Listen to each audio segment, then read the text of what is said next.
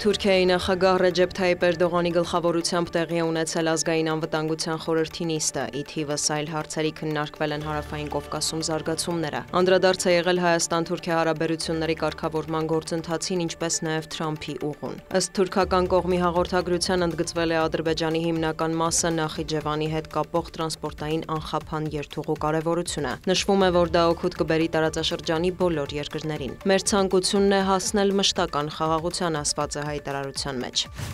ԱՄՆ կոնգրեսին չի հաջողվել ընդունել նոր ֆինանսական տարվա բյուջեն, որը մեկնարկում է հոկտեմբերի 1-ին։ Կառավարության գործունեությունը մասամբ կդադարեցվի։ Սենատը նախ մերժել է դեմոկրատական կուսակցության առաջարկած ֆինանսավորման օրինագիծը, քանի որ դեմոկրատները Սենատում մեծամասնություն չունեն։ Այնուհետև չի հաստատվել հանրապետական կուսակցության օրինագիծը։ Հանրապետականները թեև ունեն մեծամասնություն, սակայն դեմոկրատների հետ ձայների տարբերությունը մեծ չէ։ Այսպես կոչված շաթդաունի ընթացքում հազարավոր պետական ծառայողներ կուղարկվեն անժամկետ վճարվող արձակուրդ։ Կարևորագույն ոլորտների աշխատակիցները, օրինակ զինվորականները եւ բուժաշխատողները վարձատրություն չեն ստանա։ 1981 թվականից ի վեր ԱՄՆ կառավարության գործունեությունը սահմանափակվել է 15 անգամ, սակայն վերջին 6 տարում սա առաջին շաթդաունն է։ Ավելի վաղ Թրամփը հանդիպել էր ներկայացուցիչների պալատի եւ սենատի առաջատար դեմոկրատների, ինչպես նաեւ հանրապետականների հետ, սակայն համաձայնության հասնել չի հաջողվել։ ԶԼՄ-ների տվյալով կողմերը հիմնականում տարաձայնություններ ունեն առողջապահական ապահովագրության հետ կապված։ Հայաստանում ԱՄՆ դեսպանատնից հայտնում են, որ բյուջեի չհաստատմամբ պայմանավորված նոր հայտարարություններ չեն անի մինչև գործունեության լիարժեք վերսկսումը։ Բացառություն կկազմեն անվտանգության եւ ապահովության հետ կապված անհետաձգելի հրապարակումները։ Միացյալ Նահանգներում եւ ԱՄՆ դեսպանություններում ու հյուպատոսություններում կշարունակվեն արդեն նշանակված անձնագրային եւ վիզաների ծառայությունները, քանի դեռ իրավիճակը թույլ կտա։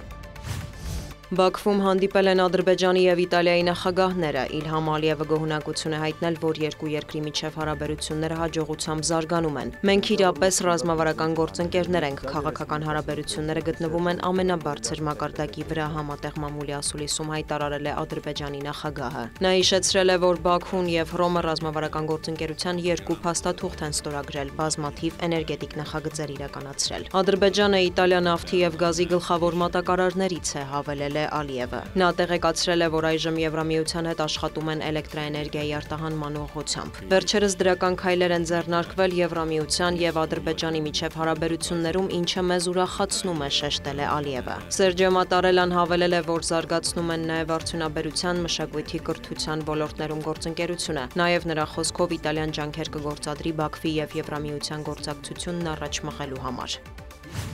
Ուկրաինան եւ Ռուսաստանը կրկին հայտարարում են փոխադարձ հարվածների մասին։ Դնեպրում ԱԹՍ-ների հարձակման հետևանքով տուժածների թիվը գերազանցում է 30-ը։ Քաղաքացիական շինություններ են հրդեհվել։ Թիրախում է հայտնվել նաեւ Խարկովը։ Ավիառումբերի հարվածից խաղաղ բնակիչներ են վիրավորվել, կան ավերածություններ։ Վոլոդիմիր Զելենսկին խոստացել է պատասխան գործողություններ ձեռնարկել։ Ուկրաինայի նախագահը նաեւ հայտնել է, որ ռուսական հարվածների հետևանքով Զապորոժիեի ԱԵԿ-ում կրիտիկական իրավիճակ է։ Վերանորոգման աշխատանքները գրեթե անհնար են մշտական կրակոցների պատճառով։ Ռուսաստանի պաշտպանության նախարարությունն էլ հայտարարել է գիշերը ուկրաինական 20 անոթաչու թռչող սարք խոցելու մասին։ Թիրախում են եղել Բելգորոդի, Ռոստովի, Սարատովի, Վորոնեժի մարզերը։ Ռոստովի շրջանում էլեկտրաէներգիայի ընդհատումներ են գրանցվել։